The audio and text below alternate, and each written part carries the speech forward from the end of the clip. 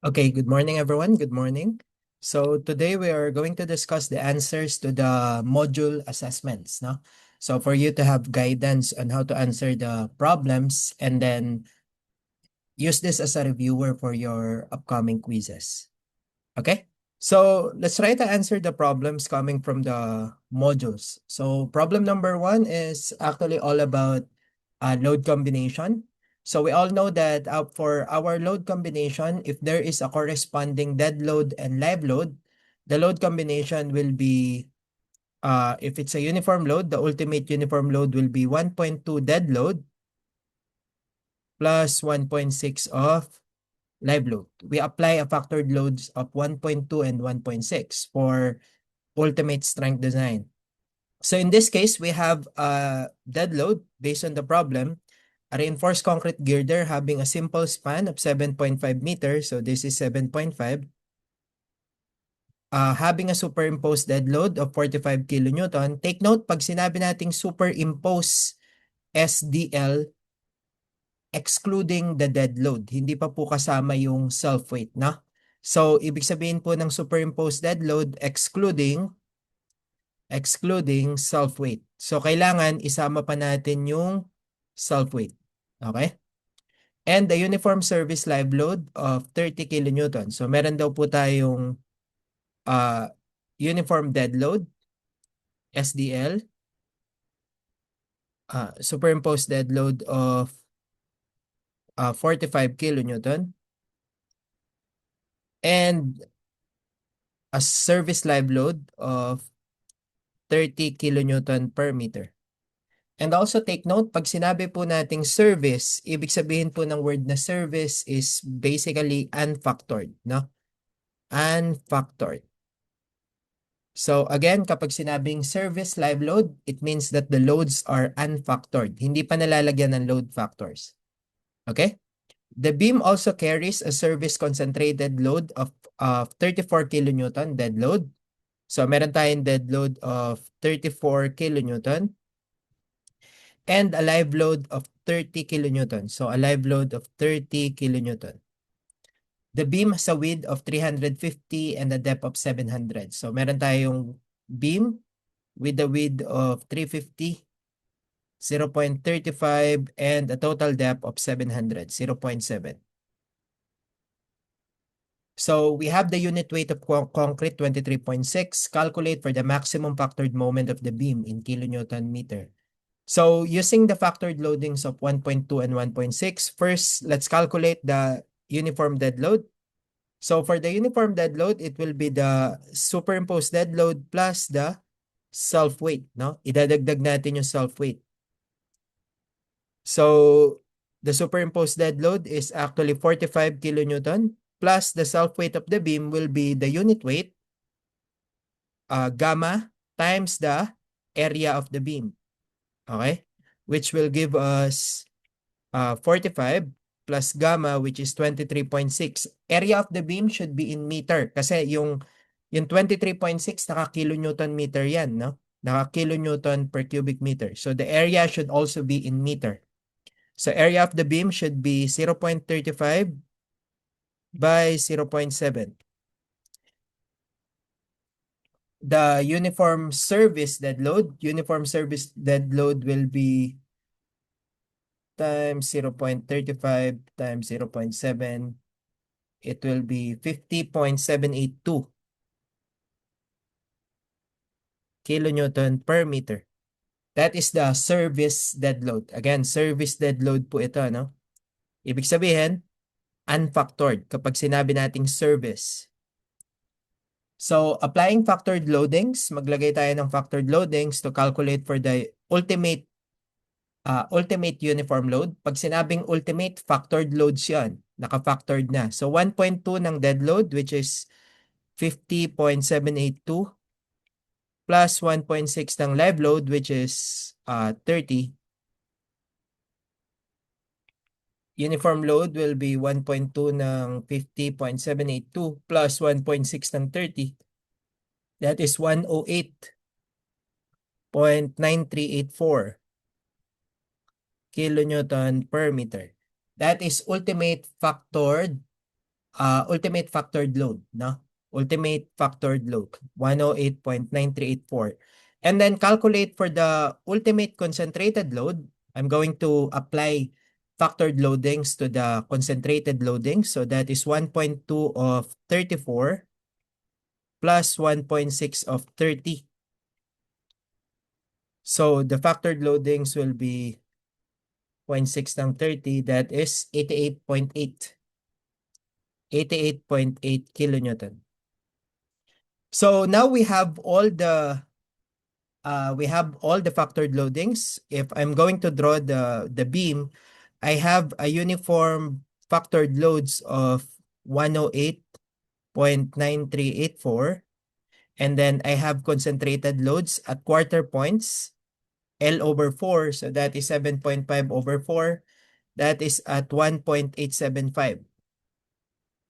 1.875, and this is 1.875. 1.875. I have a factored loading, a factored concentrated load of 88.8, 88.8, 88.8. Okay? So to calculate the maximum moment, the maximum moment will be at the center. Ito, no? So magka-cut isolate lang ako. That's the easiest solution. You have to cut and isolate. But before we cut and isolate, let's solve for the reaction. We can solve for the reaction RA and RB. Reaction at A and reaction at B. Since we know na kapag magsosolve po ng if you are going to solve for the reaction, you take the moment at the left or the right side. But since the beam is actually symmetrical, dahil symmetrical naman yung beam natin, they will just have equal reaction.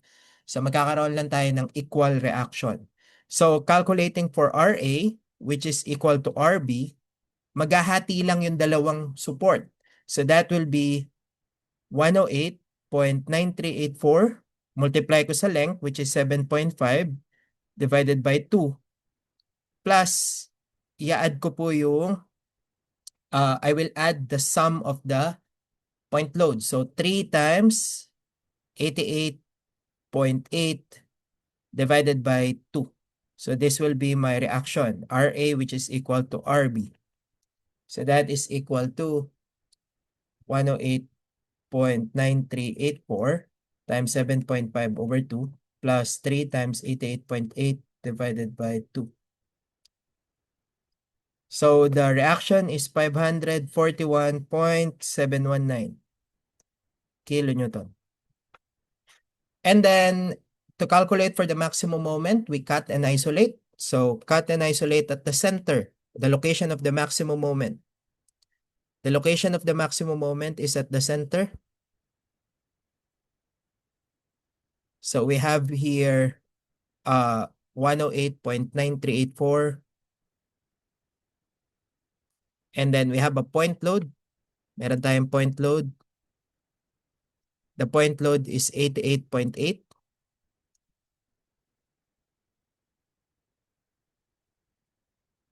88.8. And then we have a reaction of 541.719.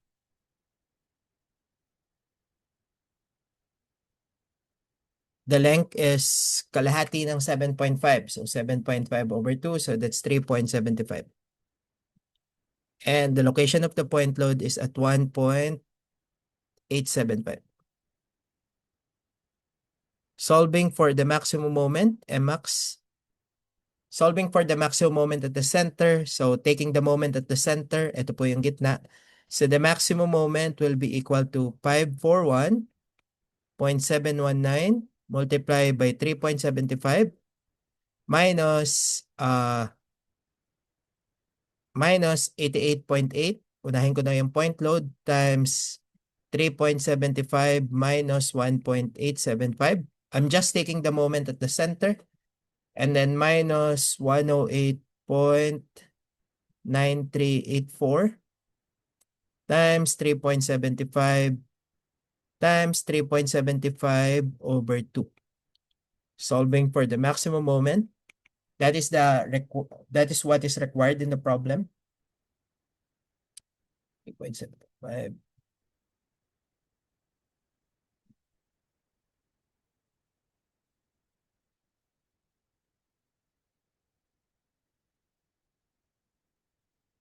So the answer is 1098, no? 1098.973 kilonewton meter. So this is our final answer. Okay? So again, you are all aware on how to calculate for the moment and their action using your knowledge in mechanics, no? So if the loads are not symmetric, so in order to locate for the maximum moment, you have to locate the point of zero shear, no? So I'm going to write it here. Note, the location of maximum moment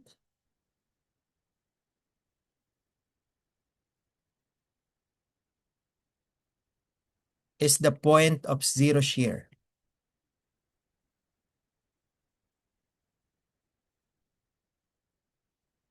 So let's say that the loads are not symmetrical. Kung hindi po sila symmetrical, then the you have to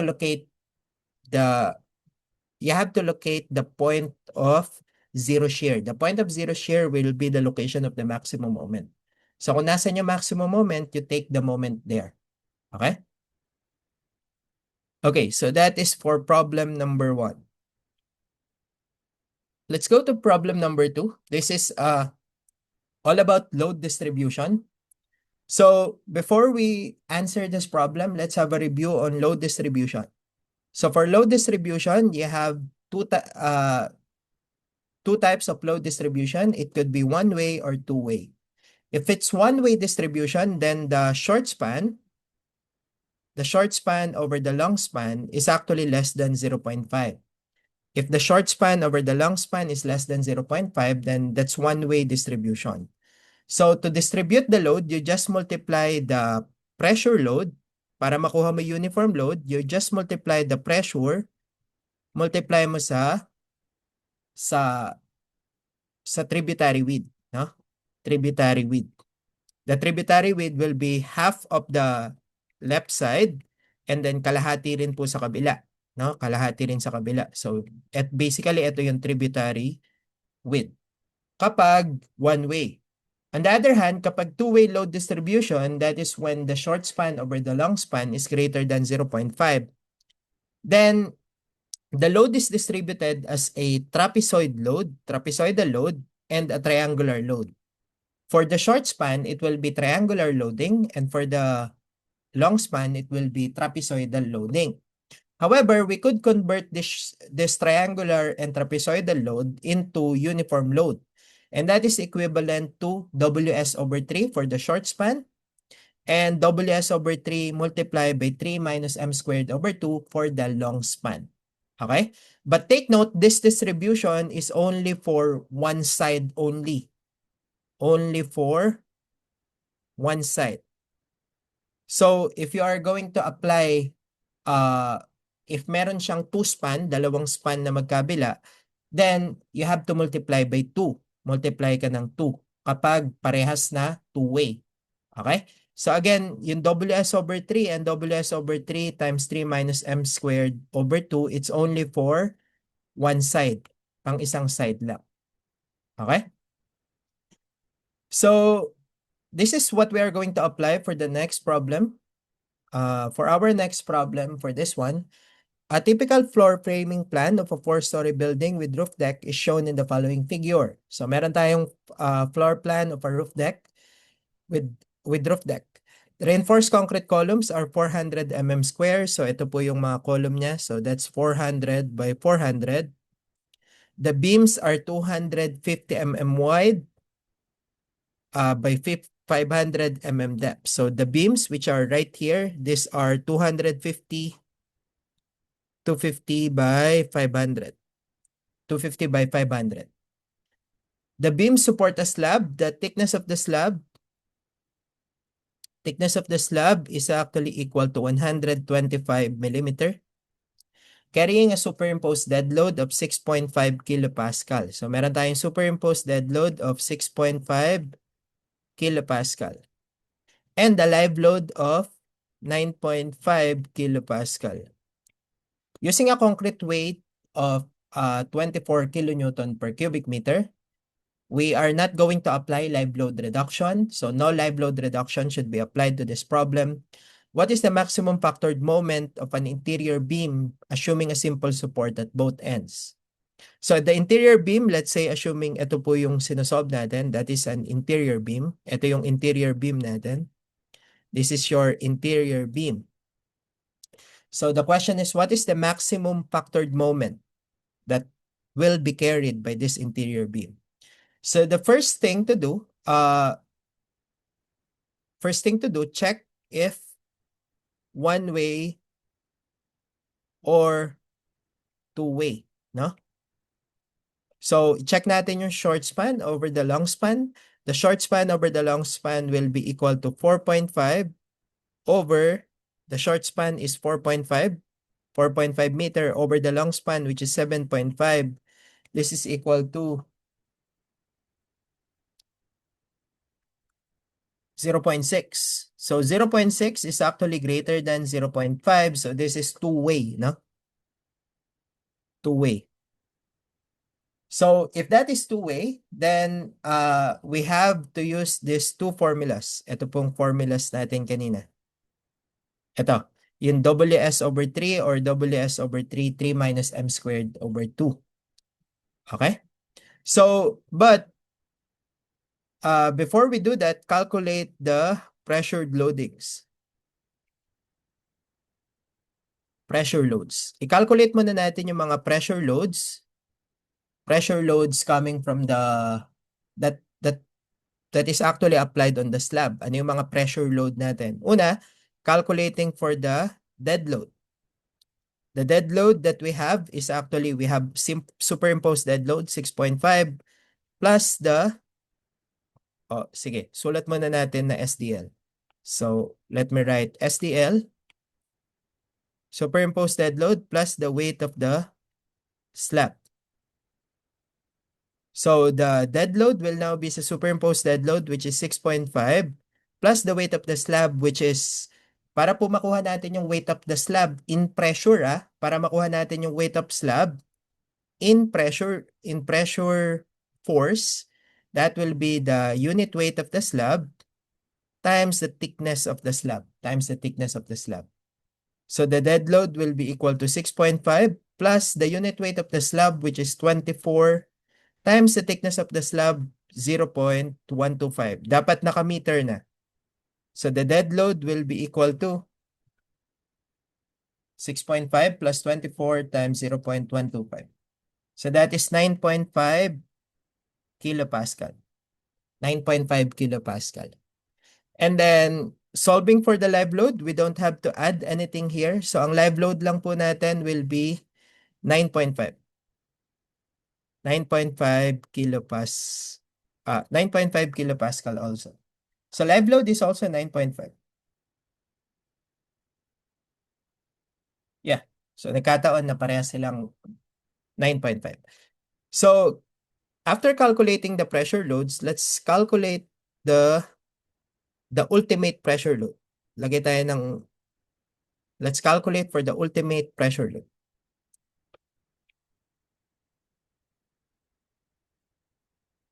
Calculate for the factored pressure loads. So for the factored pressure loads, big letter W, that's what I'm using for pressure. Para sabihin natin naka-pressure pa siya, naka-kilopascal pa. So that will be 1.2 of dead load plus 1.6 of live load. So that is 1.2 ng dead load, which is 9.5 plus 1.6 of live load, 9.5. Ultimate factored pressure loads will be equal to 26.6 kilopascal. Then, we have to calculate for the uniform load. But take note, if we're going to look at this, ito po yung kanyang long span. Ito naman yung kanyang short span.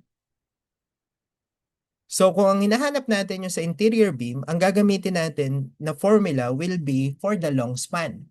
Gagamitin natin is yung para sa long span.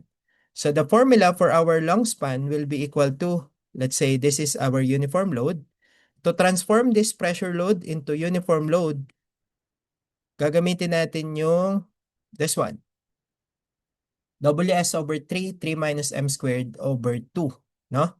So that is WS over 3, 3 minus M squared over 2. However, this is only for one side.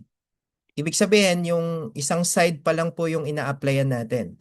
So, ito pa lang, itong side na to. But since equal naman yung kabila, i-multiply ko ng 2. Meron din ako dun sa kabila, no? Meron ka pa sa kabila. So, left and right, so that will be, dahil 2 span, mumultiply natin to ng 2. No? 2 span times 2. So that will be your uniform ultimate load. WS over 3, 3 minus M squared over 2 times 2. However, wala pa po dyan yung unit weight ng, wala pa yung self-weight ng beam. So magdadagdag ako dyan ng self-weight of beam.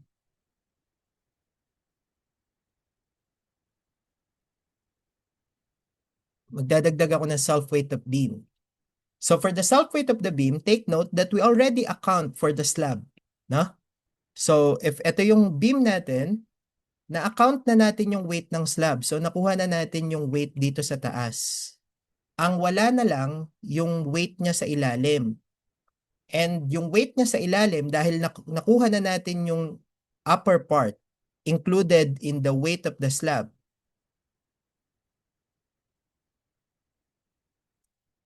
Included na sa weight ng slab yung upper part ng beam. Ang kailangan mo na lang kunin will be H minus thickness ng slab.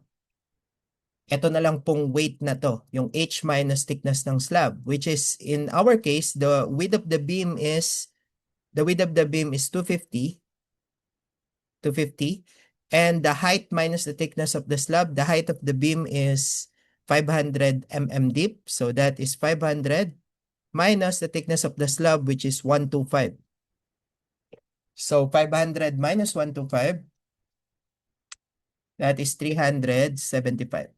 So the weight that we have to account for the weight of the beam will only be the weight at the bottom, yung nasa ilalim po ng slab. So to calculate for the ultimate factored loading, step number 4, calculate for ultimate uniform load. So the formula that we are going to use is actually for two-way distribution. So that is W will be WS over 3 times 3 minus M squared over 2. You have to multiply by 2. Take note, multiply by 2 to account for left and right side. Para ma-account mo yung left and right side. Left and right side plus self-weight of the beam. The self-weight of the beam will be 1.2 factored load times the unit weight of concrete times area ng beam. Area ng beam. Ayan. Okay? So, ultimate uniform load will be W, which is the pressure load, which is 26.6. 26.6 times S, the short span is 4.5 over 3. That is 3 minus M. The M is the ratio of the short span over the long span, which is 0.6. We already calculated that. So 0.6 squared over 2 times 2 plus 1.2 of gamma ng concrete, which is 24 times the area of the beam, which is 0.25 times 0.375. 0.375 to only consider yung depth below the slab. Depth below the slab. So the ultimate uniform load will be equal to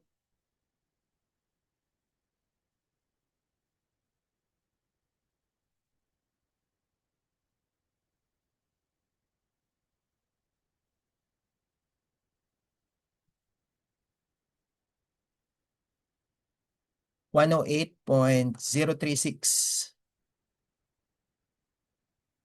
kilonewton per meter.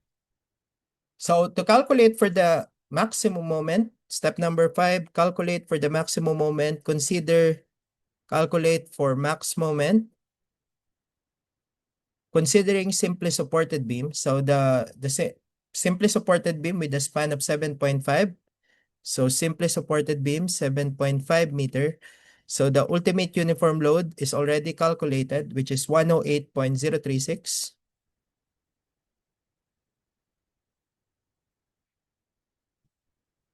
So the maximum moment for simply supported beam is actually WL squared over 8. So that is 108.036 times length 7.5 squared over 8. The maximum moment will be equal to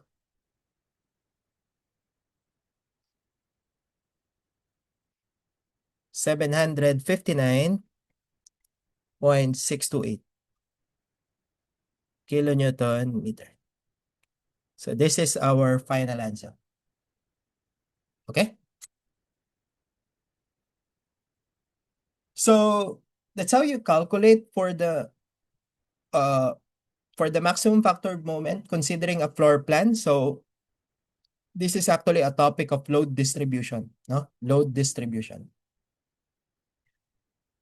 Okay, let's move on to the next problem. Problem number 3. For this one, we are going to use live load reduction.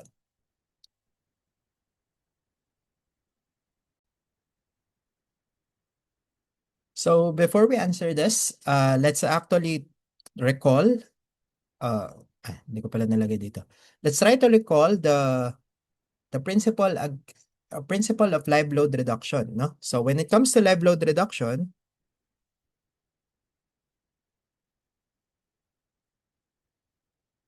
according to the code, specifically NSCP section 205.6, so according to NSCP 2015 section 205.6, live load reduction could be, or the design live load could be reduced given that using the formula that the live load will now be equal to the original live load multiplied by 0.25 plus 4.57 1 over square root of influence area. Okay? 1 over the square root of the influence area. So influence area is actually basically, according to the code NSCP 2015, it will be 4 times the tributary area. No? 4 times the tributary area for the column. So for interior column, it will be 4 times of the area tributary. The area tributary will be basically yung load of kung saan na-apply kung ano yung load na dinadala nung interior column. Kapag ka naman po for interior beam, it will be 2 times the tributary area tributary. No? So again, 4 times the area tributary for column and 2 times the area tributary for interior beam. So ito po yung dalawang importante na dapat nyong tandaan. Okay? So let's say for example, ito yung interior column niya.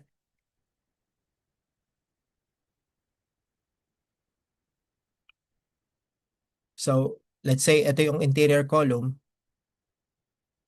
And so let's say this is your floor plan.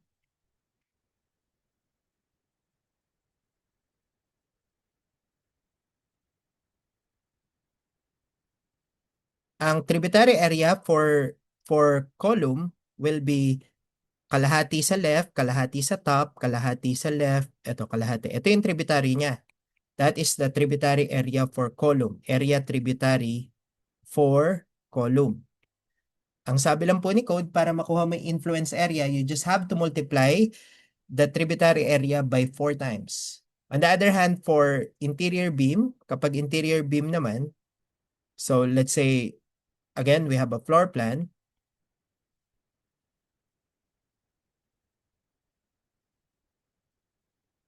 So let's say this is our floor plan, no? Tapos meron akong beam dito. Ayan. Nati natin yan sa beam. So the tributary area of a beam will be this one. Kalahati sa left, tapos kalahati sa right. No? Kaya nga ito yung tinatawag natin na tributary width. Tributary width, tapos multiply mo lang sa length, makukuha mo yung tributary area. And to calculate for the influence area, that will be 2 times the area tributary. 2 times of the area tributary. Okay? But take note, not all the time that you can apply live load reduction. According to the code, you could only apply live load reduction when the influence area is actually less than 40 square meters. Again, live load reduction can only be applied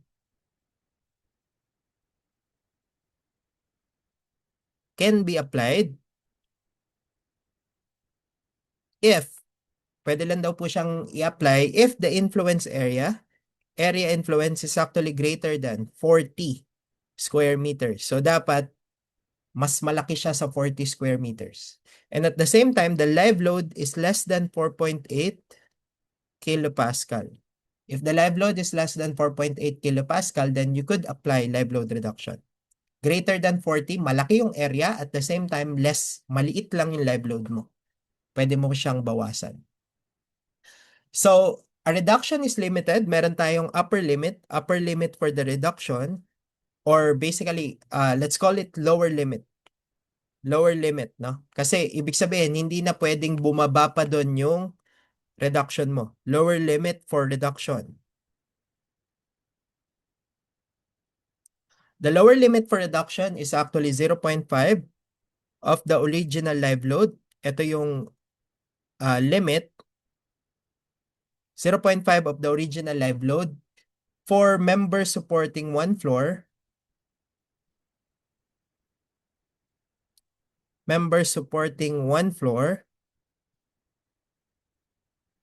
and then it will be 0.4 of LO for members supporting multiple floor. Yung multiple floor, ito yung sa mga column. Kapag yung column mo nagdadala ng maraming floor, it is a member supporting multiple floor.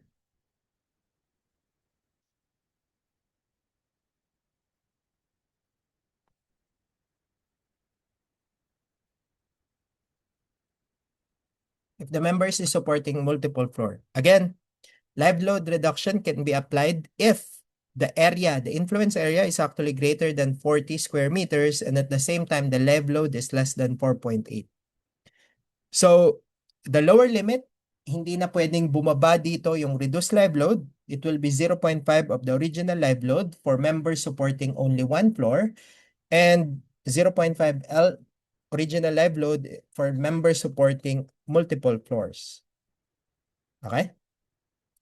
So let's try to apply that in this problem. So we have a floor layout. Assume that this is an upper story of a multi-story office building. Perform live load reduction as appropriate. The floor is subjected to service superimposed dead load of 6.2. So meron akong SDL of 6.2 kilopascal and the live load of 4.5 kilopascal. Concrete waste 23.6. Typical interior beam is 300 by 600. Slab thickness is 100. So interior beam is actually 300 by 600. And the slab thickness, the thickness of the slab is 100 millimeter. So determine the maximum factored bending moment on a typical interior floor beam, assuming simply supported at both ends. So una, first thing to do, let's calculate for the pressure loading, no? Number one, calculate for pressure loads.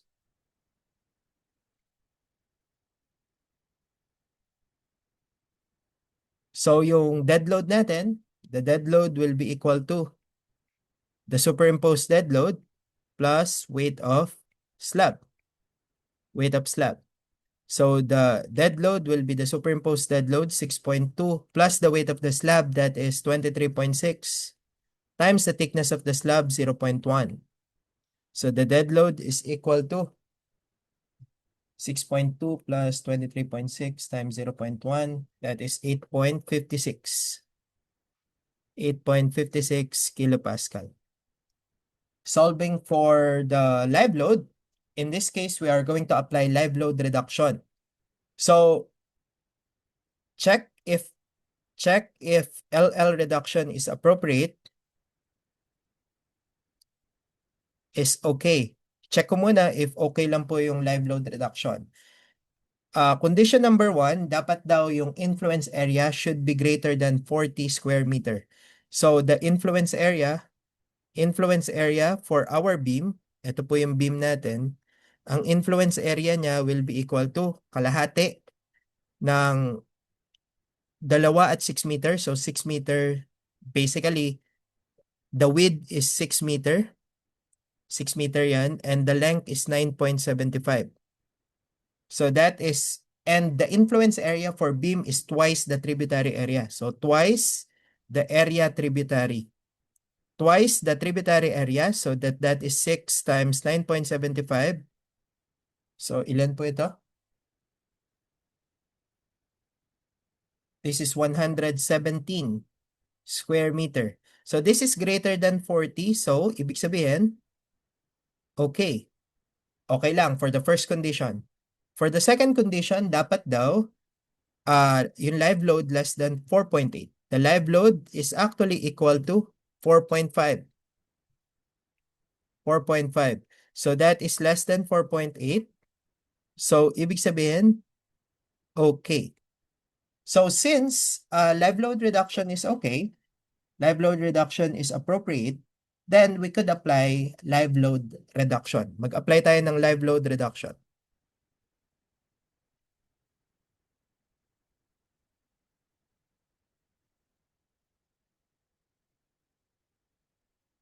Applying live load reduction, so to solve for the live load, using live load reduction, that will be the original live load times 0.25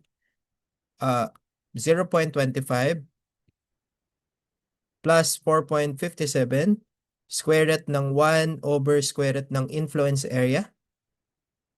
So the live load that we are going to apply now, the original live load that we have is 4.5 times 0.25 plus 4.57, 1 over square root ng influence area, which is, the influence area is actually ito, no? Yung 2 times 6 times 9.75 times 6 times 9.75.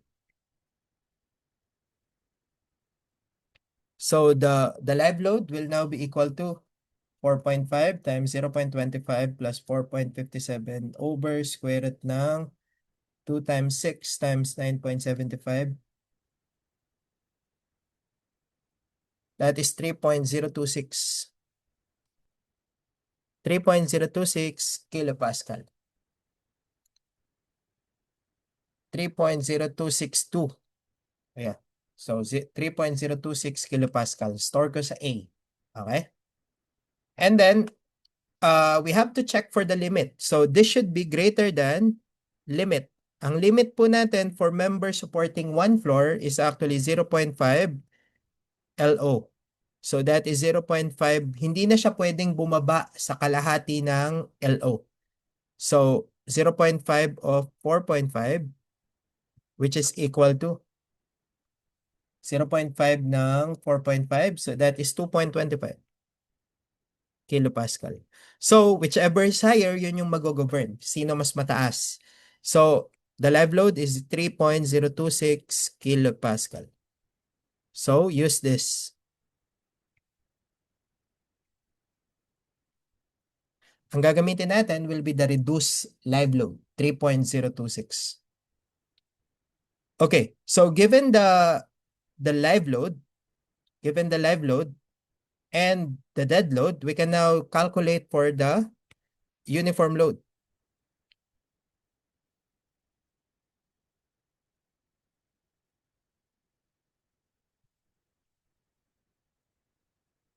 which is ultimate.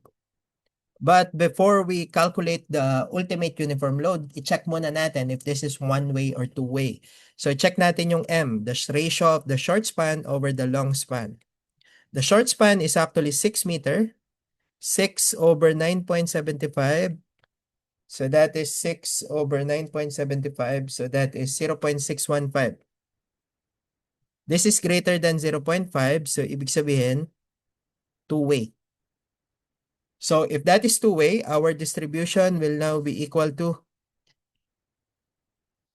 the same formula that we apply for the last problem. So that is the same formula, that is W S over 3, 3 minus M squared over 2. And then left and right times 2 natin, times 2 plus weight of beam, plus weight of the beam, no? WS over 3, 3 minus M squared over 2. Okay? This one, yeah. Okay, so calculating for W, the ultimate pressure load, ultimate pressure load, the ultimate pressure load will be 1.2 of dead load, which is 8.56, plus 1.6 of live load, which is 3.026. Ultimate pressure load is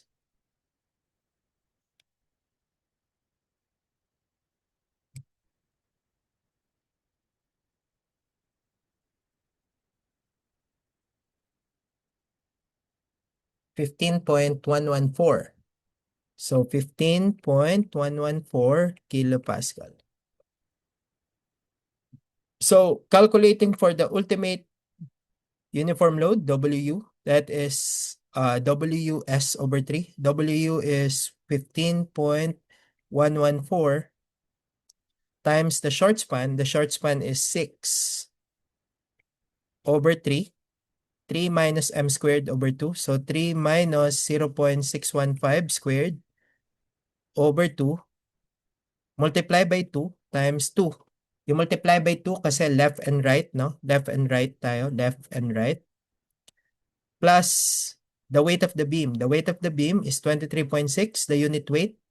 Unit weight is 23.6 times the area of the beam. The area of the beam will be 300 by 600. So times 0.3 times 0.6 minus the thickness of the slab.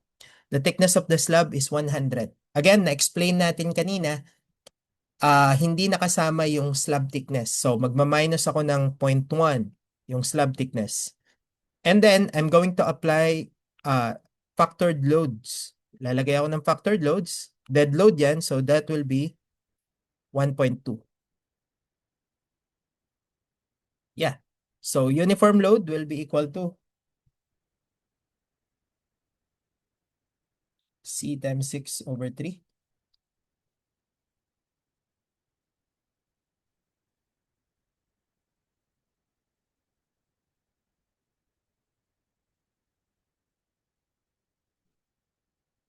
.4846.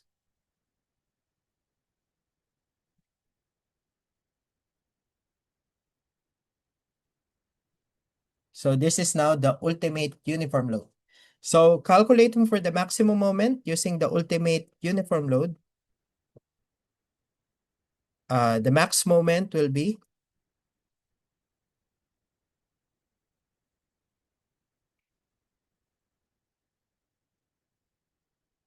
the ultimate moment is 83.4846. So maximum moment will be W L squared over 8. That is 83.4846 times the length. The length is 9.75. 9.75 squared over 8. The maximum moment is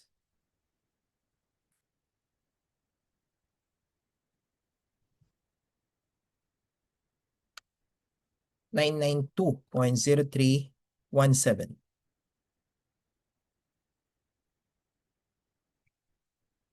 kilonewton meter.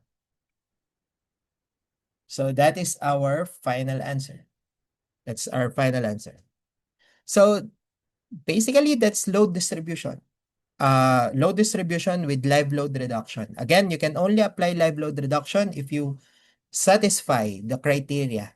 First, if the influence area is greater than 40 square meters. The next one is if the live load is less than 4.8. Okay? So, yeah, let's move on to the next question in the next question in the module assessment. This is all about cracking moment. Huh? So for the cracking moment, just a quick review of the concrete, no? Properties of concrete. If we want to calculate for the modulus of elasticity as per NECP 2015, the modulus of elasticity for concrete is actually 4,700 square root of FC prime. 4,700 square root of FC prime. That is for normal weight concrete. And the modulus of rupture, ito po yung this is the stress when the concrete cracks, no? This is actually the stress when concrete cracks due to tension. Yan po yung stress niya kapag nag-crack siya due to tension. And that is what we call modulus of rupture. The modulus of rupture is actually given as 0.62 square root of FC prime. We have a lambda factor for the type of concrete, 1.0 for normal weight, and 0.75 for lightweight. Okay? So, to calculate for the cracking moment, you just actually use a simple stress formula. Alam natin yung stress formula natin, going back to mechanics of materials, the stress is actually equal to the MC over I, no? MC over I. C is actually the distance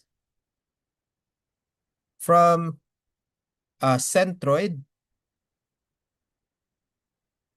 to point in question. And the point in question for tension cracking of the beam will be the tension fiber. So that will now be the distance from the centroid to the extreme tension fiber. So kung simply supported, the tension fiber is actually at the bottom. The tension fiber is actually at the bottom. And FB is the stress. Stress kung kailan siya magka-crack sa tension. Di ba ito yung FR? Ito yung FR. So just cross-multiply the cracking moment, MCR, is actually cross-multiply natin doon, FR times IG divided by C. Or the C is the distance from the centroid to the extreme tension fiber, or YT. No? FR times IG over YT. So this is our formula for cracking moment. Ito yung formula natin para sa cracking moment. FR is actually the modulus of rupture, FR, 0.62 square root of FC prime. IG is the gross moment of inertia, and YT is the distance from the centroid to the extreme tension fiber. Okay? So, using this formula, we are going to solve some problems given in your module assessment. So, first problem is that the decorative beam shown weighs 4.5 kilonewton per meter. So, meron tayong self-weight. Meron tayong given na self-weight. It is simply supported on a span of 6 meters. So, meron din akong length. The top of the width is actually 700 millimeter. So, the top width is, the height is actually 700 millimeter. The top width is actually 500 millimeter. The bottom width is 200. And the radius of the hole is actually 120. Ito. 120 millimeter. So if the concrete strength is 26 megapascal, what is the maximum uniform load that the beam can carry before cracking? So basically, we have to calculate for the cracking moment. Calculate muna natin yung cracking moment. So based on what we discussed, the cracking moment is equal to the FR, the modulus of rupture, times IG over YT. FRIG over YT. So calculate muna natin yung centroid. Kailangan natin mahanap yung centroid. So to calculate for the centroid, hatiin ko yung decorative beam natin into three area. First area will be the first area will be the rectangle at the center. Yan yung first area. The second area naman will be the triangle. Ito. The second area will be the triangle. Area number 2. So, dalawa na po yung i-consider ko, no? So, the base of triangle is equal to dalawang triangle na i-consider ko. So, that is 500 minus 200. So, that is, the base is actually 300. The base of the triangle is 300. That's area number 2. Area number 3 will be the hole. Area number 3 is the hole, which is the circle. No? Circle. But take note, this is hole. Hole po yung circle. No? So, dapat negative area. Negative area. Dapat magma-minus siya. Magma-minus dapat yung hole kasi butas. Okay, so first, I'm going to locate the centroid. Maglo-locate muna ako ng centroid.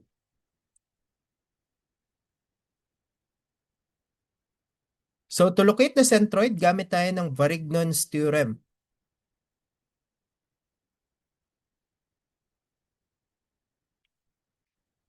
So for the Varignon's theorem, the bottom part will be my reference line. Itong bottom part will be my reference line. The bottom part will be my reference line. So para makuha ko yung centroid niya, hanapin ko yung centroid, no? That is YT. No? Yan yung YT natin. Centroid. So to use Varignon's theorem, that is area total, YT, is equal to the summation of area Y. So tatlo yung area natin. Area 1, the rectangle. Area 2, the triangle. Area 3, the circle. So area total natin, kunin muna natin yung area total. Area total will be the rectangle, which is B top 200 times the height 700, area 1 plus area 2, 1/2 ng triangle, which is 300 times 700, minus area ng circle, that is pi over 4 d squared, 120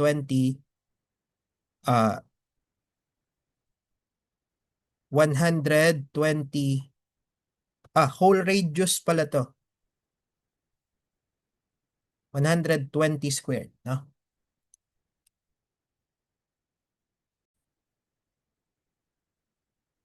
So whole radius, palitan ko lang to, no? Whole radius pala to, whole radius. So if that is radius, hindi siya diameter, radius po siya, radius. So kung radius natin pi r squared, that will be our area. So pi r squared, that will be pi r squared, area. That's area times YT, no? Is equal to, so is equal to the summation of area times Y para makuha natin yung centroid. Para makuha natin yung centroid. So area 1 muna, that is the rectangle, that is 200 multiplied by 700, coming from the reference line from the bottom, that is 700 over 2, plus area 2, triangle, that is 1/2 ng 300 by 700. Centroid ng triangle from the tip of the triangle, that's 2/3, no? 2/3 of 700. Minus the circle, so pi 120 squared, pi r squared, times, it's actually at the center, no? So sabi niya po, the hole is actually at the center of the beam. So the hole is actually at the center of the beam. So that is center ng beam, that is 700 over 2. So solving for YT, first of all, I'm going to solve for the area. 0.5 ng 300 by 700 minus pi times 120 squared. So 199,761. Sulat ko na lang dito. So area total is equal to 199,761.0658 millimeter squared. And then solving for the centroid, that is 200 times 700 times 350. 300 times 700 times 2/3 lang. Minus pi times 120 squared times 350. So the centroid is actually YT. So that is 821,66373.03 divided by area total 199,761.0658. That is 411, no? 411.323. That is the centroid. 411.323. 2611. So that is the location of centroid.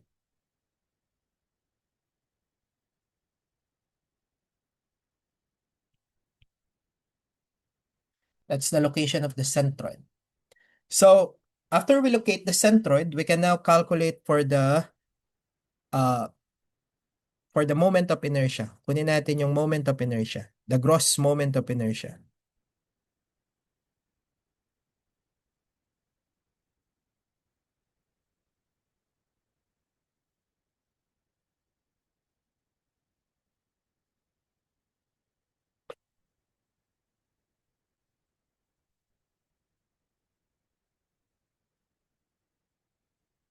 So again, we have divide this into 3 area. Dinivide natin into 3 area. So we have area 1, which is the blue shade. The blue shade is the rectangle. Area 2 is the triangle, which is this is 300 millimeter, 150, 150. This is 200. This is 700. Yeah. Okay. And the radius of the circle is 120. 120. Radius of the circle is 120. So solving for IG, gross moment of inertia will be the moment of inertia at the neutral axis plus transfer, area d squared. Ita-transfer natin dun sa new centroid. We locate the centroid. The centroid is located at YT. The centroid is located at 411.323. So calculating for the gross moment of inertia, that is area 1 muna. Area 1 will be the base, 200. The height is 700. Dahil rectangle yan, BH cube over 12. Plus area, 200 times 700 d squared. Distance from the centroid of the area to the new centroid, no? So that will be 411.323 minus the old centroid, the centroid of the area, that is 700 over 2 squared. Plus area of the moment of inertia of the triangle, that is the base, which is 300. Height is 700 cube over 36. Plus area, that is 1/2 ng 300 by 700. Multiply by the distance. Distance from the centroid of the triangle. Centroid ng triangle is actually 2/3 ng 700. 2/3 ng 700 is 466, no? So, 2/3 ng 700, ima-minus ko yung 411, 323, and then squared. Bakit po? So, ito yung 2/3. Kailangan kong distance is centroid ng rectangle papunta sa centroid. So, this is basically 2/3 ng 700 minus 411.323. So, yan yung distance na kailangan ko. Okay? Plus area 3. The area 3 is the circle. Pero dahil area 3 is negative area, dahil butas siya, it will be negative, no? So, minus moment of inertia of a circle will be pi r to the fourth over 4.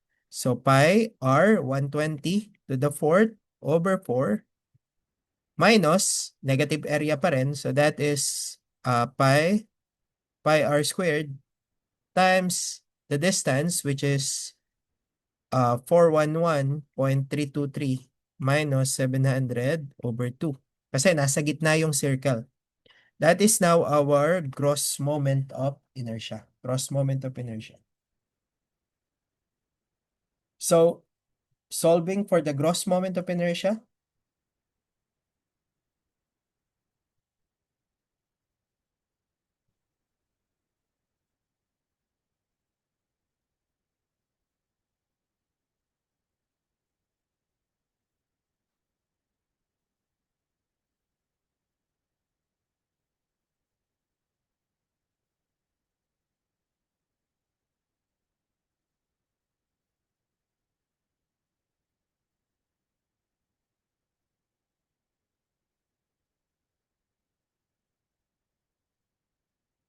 okay.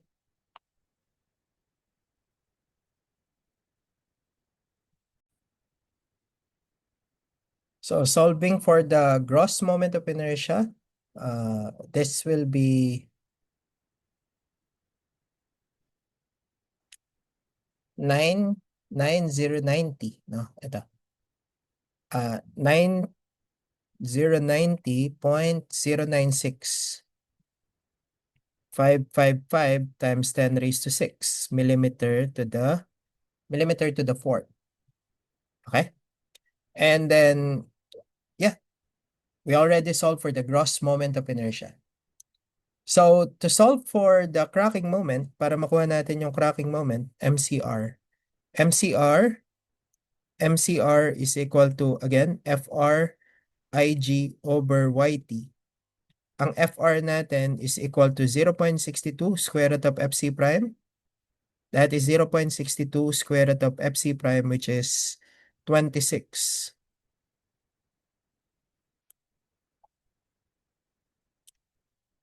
0.62 square root ng 26. So that is 3.164.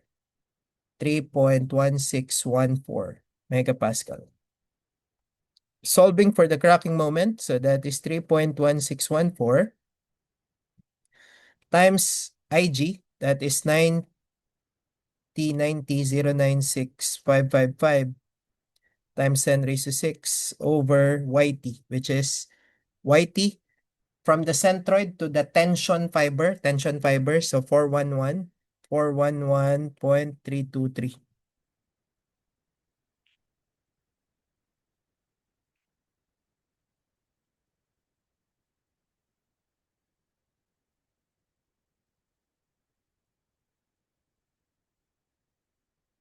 That is, what you will get is actually a large number kasi nga naka Newton millimeter yan, no? Newton millimeter. So you just divide by, i-divide mo ng times 10 raised to 6. So divide by times 10 raised to 6. So ito yung makukuha mo. So if you are not familiar with it, ang makukuha mo 69865,631.58. Kaya lang naka-Newton millimeter yan. So divided by 10 raised to 6 para maging kilonewton meter. So that will be 69.868656 kilonewton meter. 69.8656 kilonewton meter. That is the cracking moment. So now that we have the cracking moment, ika-calculate natin what is the maximum uniform live load that the beam can carry before cracking, before daw siya mag-crack, no? So if you have a beam, meron daw tayong beam na 6 meter. Meron kang beam na 6 meter, tapos meron siyang dead load. Ang dead load natin is actually equal to 4.5 kilonewton per meter. So, take note, ang tinatanong niya, ano yung live load na pwede nating ilagay para hindi siya mag-crack? So, when we are talking about cracking moment, service loads po yung ginagamit natin, no? Dapat use service loads. Ang ibig sabihin ng service load, no factored loading. Walang factored loads. No factored loads. So, kung walang factored loads, kunin lang natin yung maximum moment due to dead load. Maximum moment due to dead load will be the dead load times length WL squared over 8. So that is 4.5 times 6 squared over 8. That is equal to 20.25. So, ima-minus ko yan sa cracking moment para yun po yung remaining na moment na kaya nating i-carry. So, moment remaining that the beam can carry. Ang kayang i-carry ng beam will be the cracking moment. Ima-minus ko yung maximum moment due to dead load. So, that is the cracking moment which is 69.8656. Ima-minus ko yung 20.25. The remaining moment will be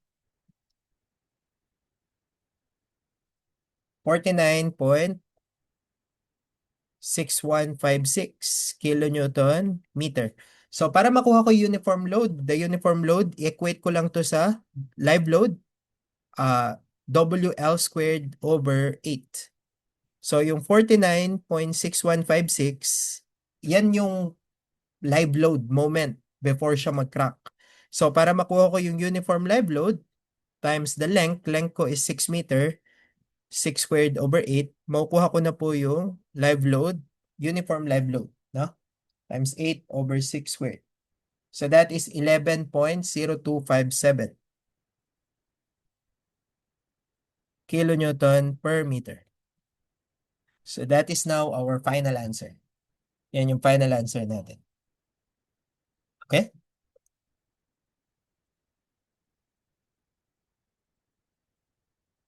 Okay, let's solve another problem regarding cracking moment, no? So for this one, again, it's the same problem as your module assessment. A hollow beam with cross-section given below is simply supported over a span of 6.5 meter. The cracking moment is 81.5. So given na yung cracking moment, given po yung MCR natin, 81.5 kilonewton meter. And if the hollow part of the beam is replaced with a square of side 225 millimeter, papalitan daw po ito ng square. Papalitan natin ng square with a side of 225. What is the new cracking moment? What is the new cracking moment? Ano daw po yung new cracking moment niya if pinalitan natin ng 225?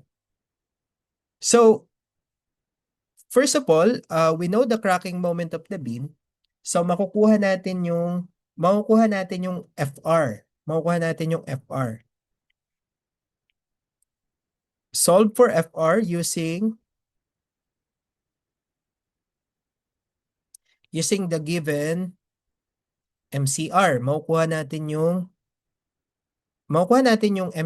FR using the given MCR. Using the given cracking moment. So, the MCR,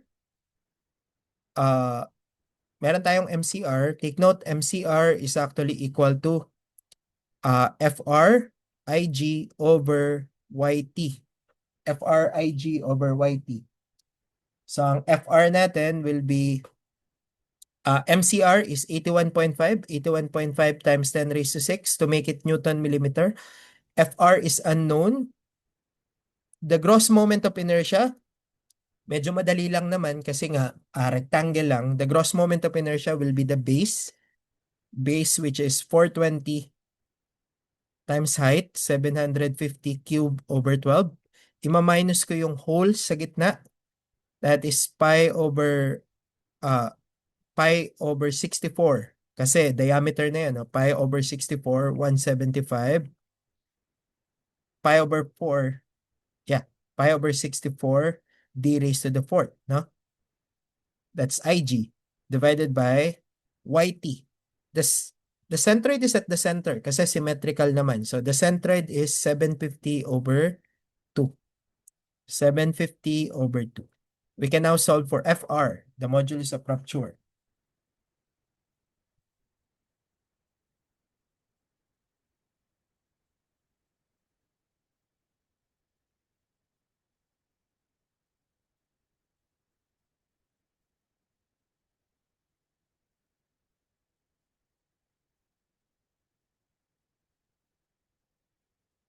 That is 2.0763 megapascal.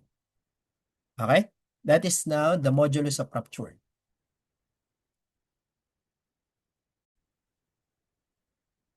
So now that we know the new modulus of rupture, I can now calculate for the gross moment, no? Or basically, kaya ko na i-calculate yung cracking moment natin, no? So, ang magiging section na natin, mapapalitan yung ating butas, mapapalitan yung butas ng square. And the square is a side of 225. This is 225. The height of the beam is the height of the beam is 750. The width of the beam is 420. 420. Okay? So, calculating for the MCR, the new cracking moment will now be equal to, again, that is FR times IG over YT. Hindi magbabago yung ating modulus of rupture because the modulus of rupture depend on the concrete. Kung hindi naman nagbago yung concrete, hindi magbabago yung FR. So, yung FR natin is still 2.0763 times the gross moment of inertia dito,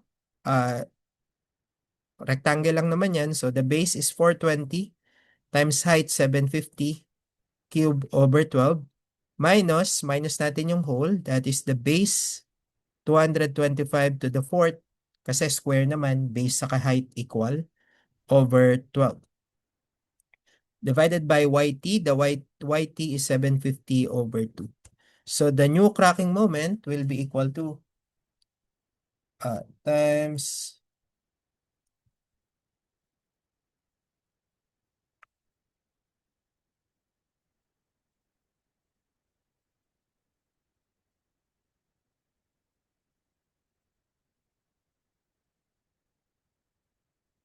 that is 80.5724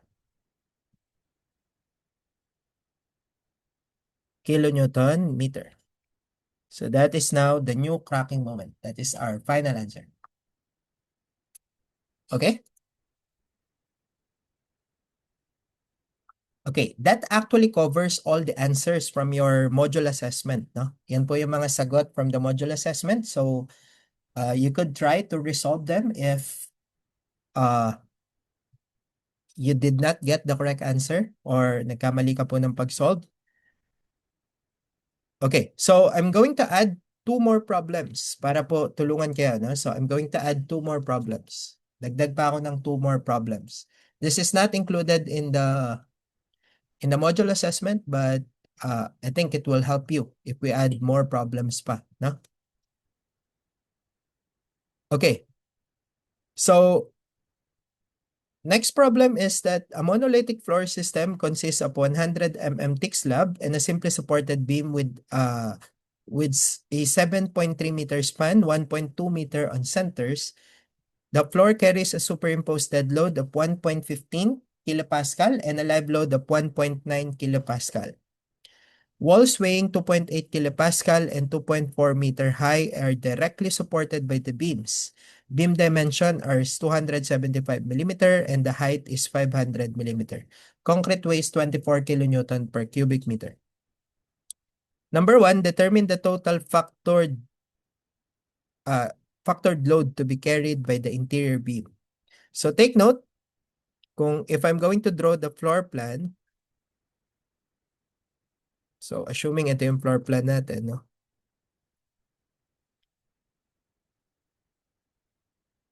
So sa isang interior beam daw, the beams are spaced at 1.2 meter. So ang spacing ng beam is 1.2 meter.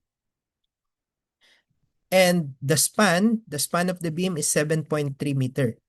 The span of the beam is 7.3 meter. So, meron tayong mga loads. So, if I'm going to calculate the factored load to be carried by the interior beam, ito yon sa isang interior beam. Meron tayong mga loads. First of all, you have the superimposed dead load. The superimposed dead load is 1.15 kilopascal. You have the live load of 1.9 kilopascal. You have the wall weight, which is equal to 2.8 kilopascal. And wall weight na kilopascal yan kasi binigay niya yung height ng wall na 2.4 meter high. Beam dimension is 275 by 500 beams. Okay? So first, alamin muna natin yung ultimate pressure load, no? So ultimate pressure load. So calculate muna natin yung pressure loads.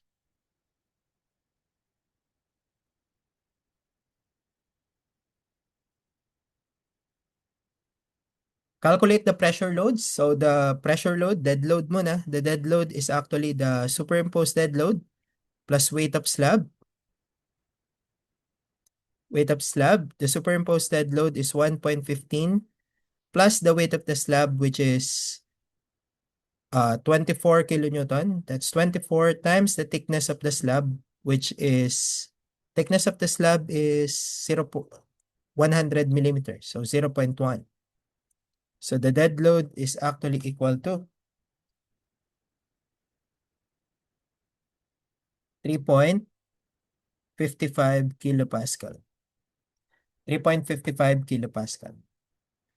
And then the live load is 1.9 kilopascal.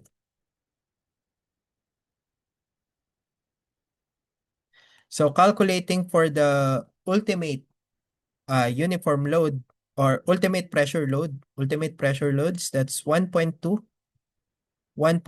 of 3.55 plus 1.6 ng 1.9. Factored load na po ito. 1.2 ng 3.55 plus 1.6 ng 1.9. So that is 7.3 kilopascal.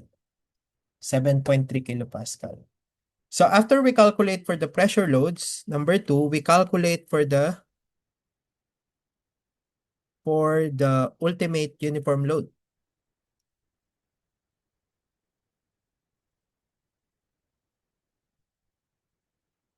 So para makuha natin yung ultimate uniform load, we have to determine if it's one-way or two-way. So kunin natin yung ratio ng short span over the long span. So the short span is actually 1.2 over the long span, which is 7.3. 7.3. So that is 1.2 over 7.3.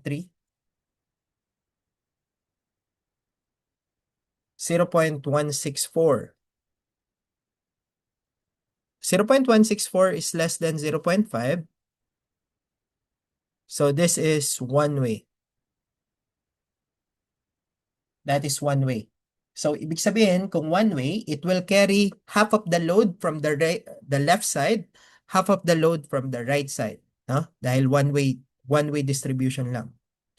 So to calculate for the uniform load, ultimate uniform load, that will be the ultimate pressure load multiply by the kalahati sa left, kalahati sa right, or ibig sabihin, tributary width. Multiply by the tributary width. Kalahati sa left, kalahati sa right. So that is, the tributary width is 1.2 meter. This is now our tributary width. Tributary width is 1.2 meter. Kalahati sa left, kalahati sa right. Dahil equal naman yung left and right, 1.2. Take note, kapag hindi yan equal, hindi yan 1.2. Okay? So, equal yung left and right, that's 1.2. 1.2 meter. So, plus, i-add natin yung weight ng beam. Weight of beam. Plus, i-add pa natin dahil sabi niya meron daw walls, no? May wall daw na nakapatong. So, plus weight of walls.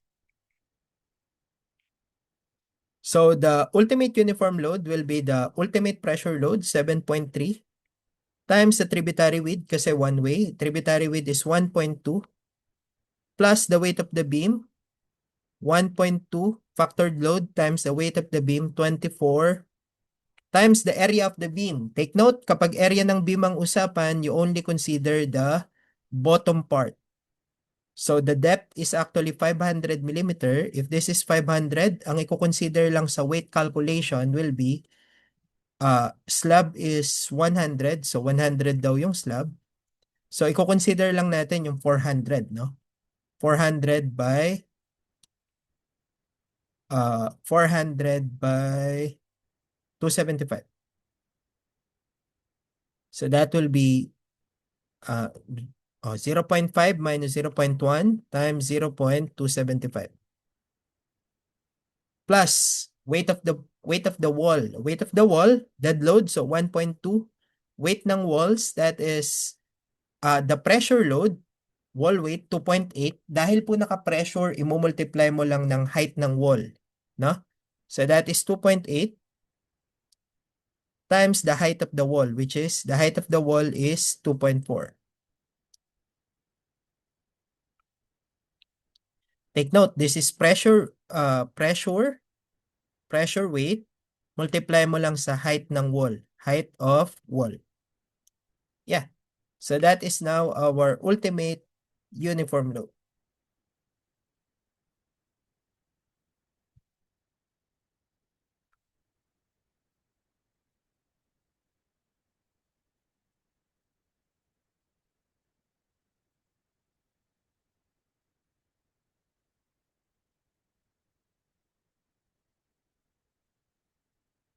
That is 19.992 kilonewton per meter. That is the ultimate uniform load. So now let's determine the maximum factored moment of the beam. So number 3, max factored moment.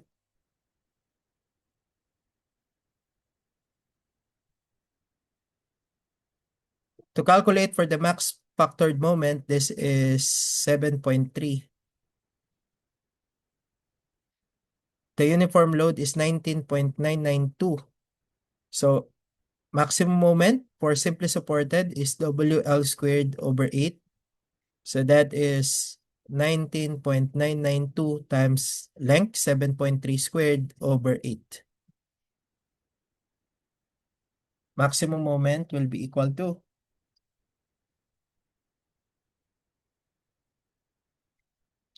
133.17171.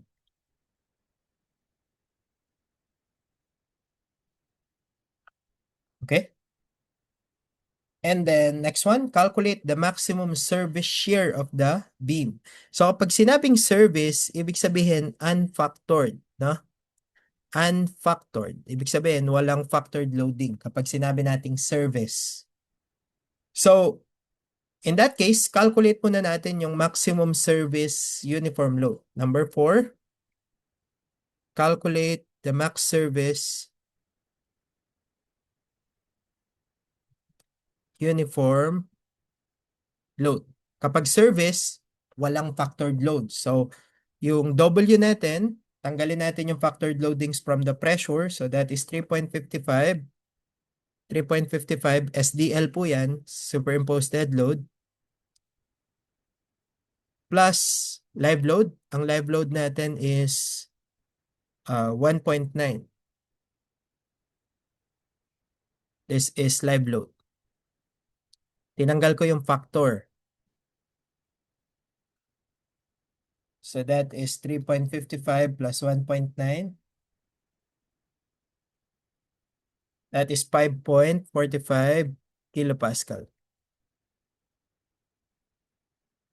And then we calculate for the pressure, uniform load na. So to calculate for the uniform load, that is W service, wala nang factored loading. So that is 5.45 times the tributary width. The tributary width is 1.2. Plus the weight of the beam, wala na ring factor kasi service tayo. So 24 times 0.5 minus 0.1 times 0.275 plus wall weight, that is 2.8 times 2.4. So, wala na pong factor. Tinanggal ko yung factor. 5.45 times 1.2 plus 24 times 0.4 times 0.275 plus 2.8 times 2.4. That is 15.9 kilonewton per meter.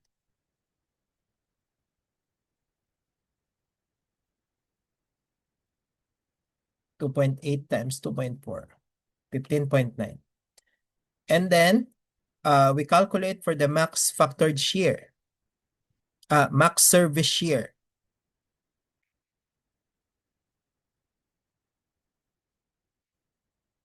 Max service shear, so that is 15.9. So the maximum shear is actually at the support. Ang maximum shear natin is WL over 2. So max shear, service, unfactored. Unfactored. Kasi nga po service shear. So that is WL over 2. So W is 15.9 times the length, which is, the length is 7.3 over 2.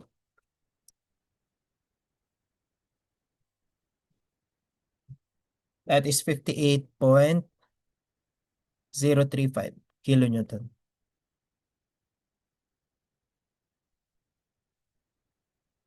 Okay? Yeah. So that's how you answer this problem.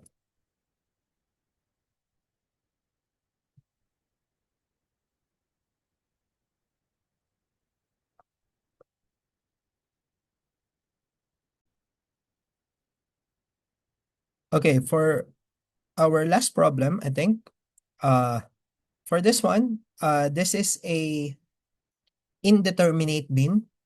If you remember this is actually given in your final exam. If final exam last second semester, no? So, this is a ano siya, indeterminate, no? An 8-meter simply supported beam is provided by an additional support at midspan. So, meron daw tayong 8-meter simply supported beam.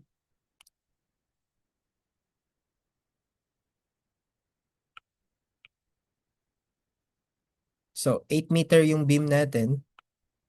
So, have 8-meter. And then, nag-provide ng additional support at midspan. So, this is 4 meters by 4 meters. And then, superimposed dead load of 8 kilonewton meter and a service live load of 20 kilonewton meter are to be carried by the beam. So, meron tayong SDL. So, SDL of equal to 8 kilonewton meter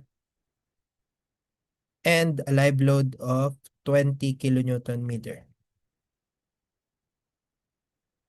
So, the beam has a constant rectangular section of 300 and a total depth of 550. So, I could actually calculate for ang beam daw natin, cross-section is 300 by 550 millimeter. So, calculate the maximum factored moment. So, calculate ko muna yung uniform dead load. So, the uniform dead load will be the superimposed dead load 8 plus the weight of the beam, which is 24 times the area of the beam, which is 0.3 by 0.55.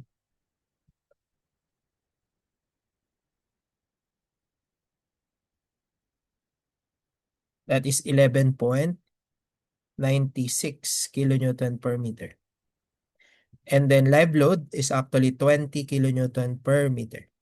So calculating for the ultimate uniform load, that's 1.2 ng 11.96 plus 1.6 ng 20.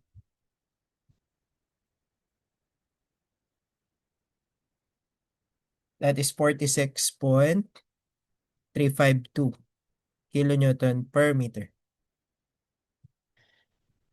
So 46.352 kilonewton meter. So now, since we have an additional support at the center, this is now an indeterminate beam.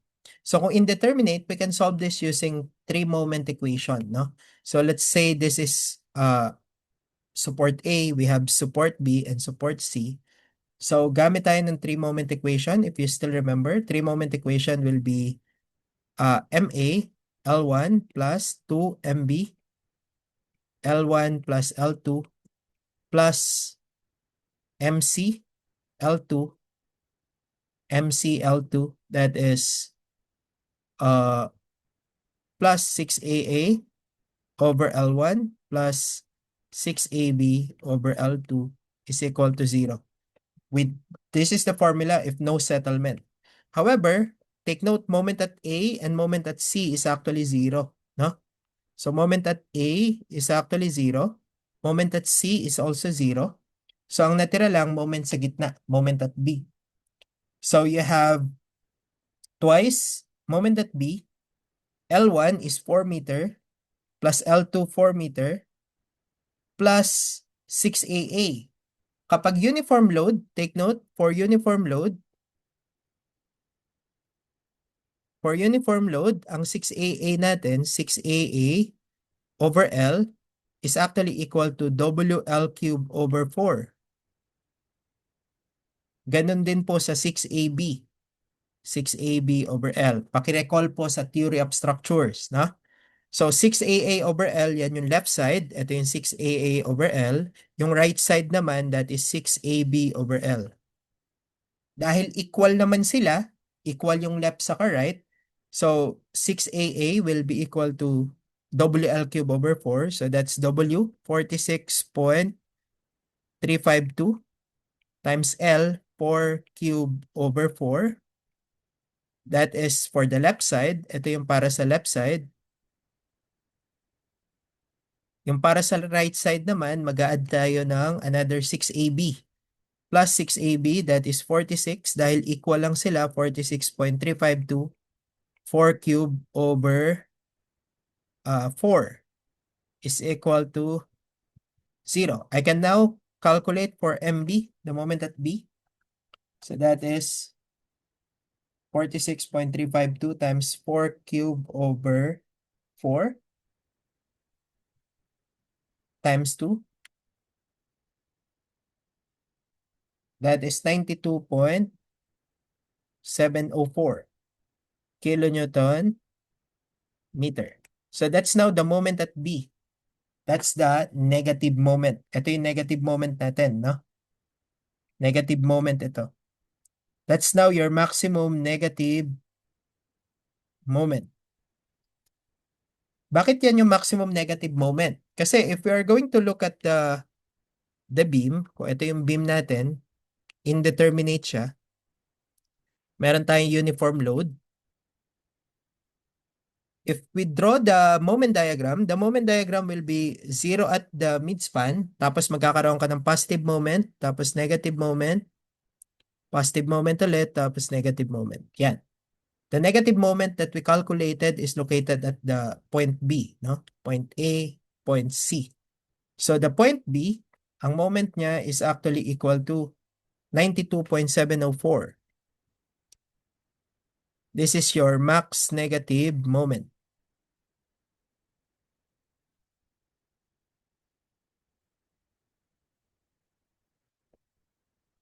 Hanapin naman natin yung max positive moment. Ito yung max positive moment. Ito. Max positive moment. Ito yan. Equal lang yan. Left and right side. No? Max positive moment. So, according to the principle in theory of structures, di ba? The location of maximum moment is actually the point of zero shear. Okay? The location of maximum moment is the point of zero shear.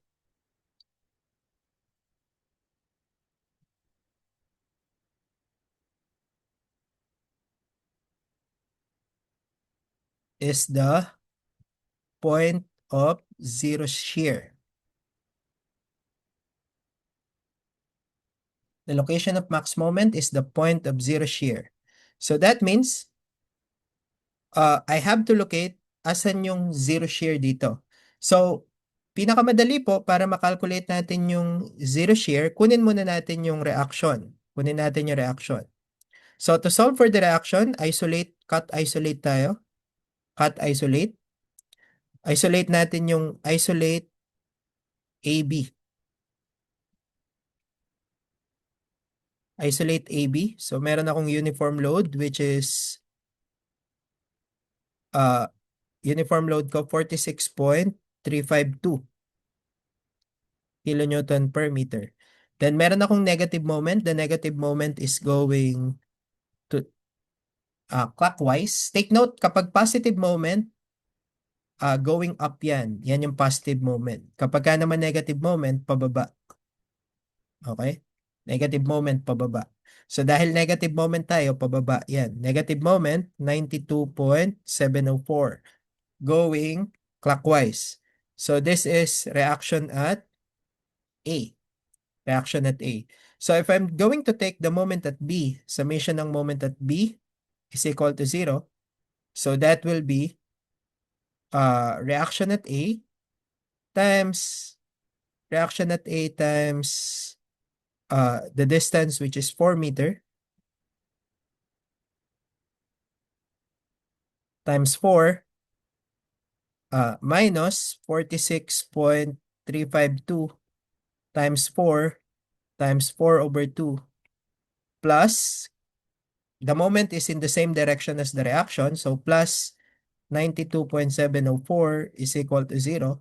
So the reaction at A will be equal to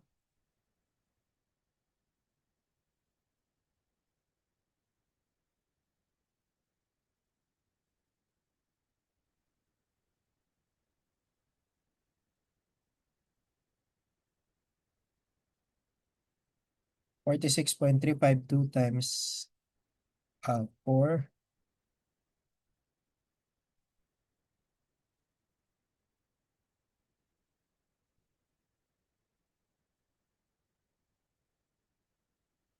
That is 69.528.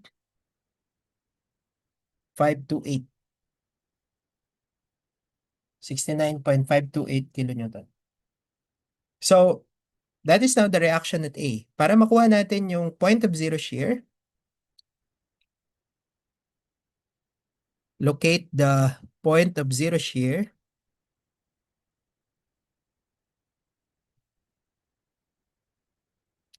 To locate the point of zero shear, magka-cut isolate ako. Cut isolate ulit. Hanapin ko ngayon yung point of zero shear. Ito.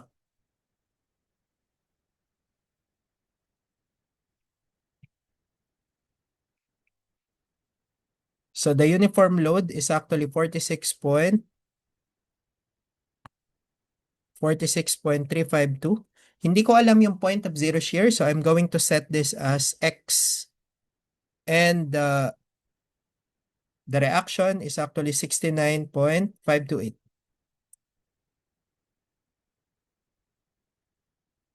So, but the shear is actually zero. Kasi nga, maximum positive moment.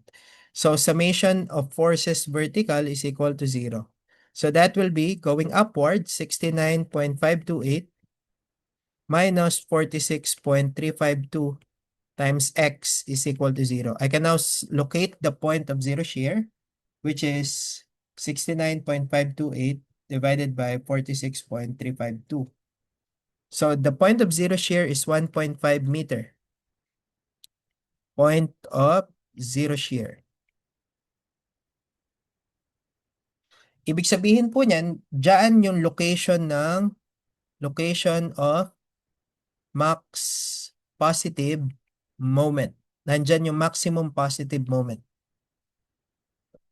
So to solve for the maximum positive moment, if alam na natin that this is 1.5 meter, I could just take the moment at this point. Magte-take lang ako ng moment at this point.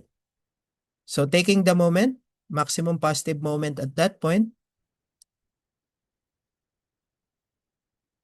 So maximum positive moment, taking the moment at this point at 1.5 meter.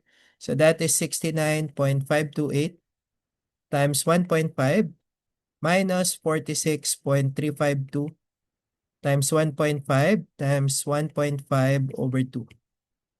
So maximum positive moment will be equal to